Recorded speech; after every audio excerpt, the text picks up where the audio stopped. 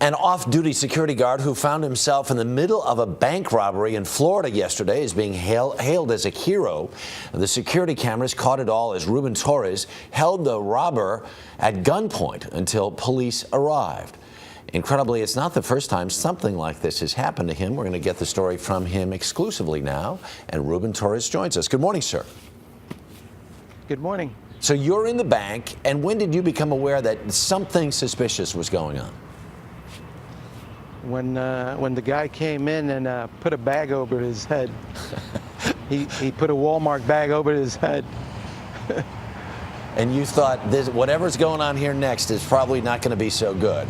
As it turns out, he gave a note to the teller that said, "I want to rob the bank." He said in the note, apparently, he didn't have a gun, but nobody knew that. You didn't know that, certainly. I did not know that. When I saw him put the bag over his head, I figured something was going down, and it was time to go into action, I guess. Yeah. So you have a permit to carry a weapon? I have 2 licenses. I have a concealed weapons permit, and I have a Florida G license, which is a security guard gun license. Oh, okay. So you go out to your car, you get your gun, you come back in. When you presented the would-be bank robber with the option that was in your hand, how did he respond?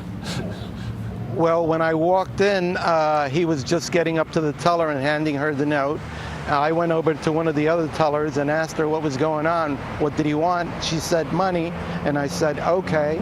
The guy went and sat down, waited until she packed the money in the bag that he had taken off his head, and waved at him to come over and get the money. Mm-hmm. At that time, when he grabbed the money and started walking towards the door, that's when I told him to get down on the ground. And how did he respond? He did what I told him right away. He didn't argue. He didn't fight back or anything. Right. Very interesting. So now somehow you were involved in a really a violent situation. What, maybe 20 years ago or so? What was that all about?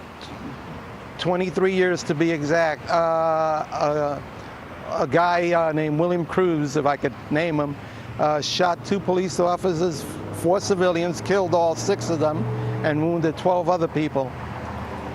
I was in the Winn-Dixie at the time of the shooting and witnessed the second officer get shot at point-blank range. Mm. And then you went to get your gun and tried to intervene, and in the meantime, the responding law enforcement folks thought you were the perpetrator, and they ended up hauling you off. As it turns out, the real perpetrator ended up dying in prison recently. Is that not correct? Yes, I would say about 2 months ago or a month ago, he died in prison. Mm. Yeah, they thought I was his accomplice. Wow. Well, Ruben, thank you very much for sharing your tale this morning. I'm sure the folks in the bank were very appreciative that you were there, the right guy at the right place at the right time. Well, this is my bank, and I do my business in here all the time. Maybe they'll give you a better interest rate. All right. Ruben, thank you so much. A lot happens early on The Early Show, weekday mornings on CBS.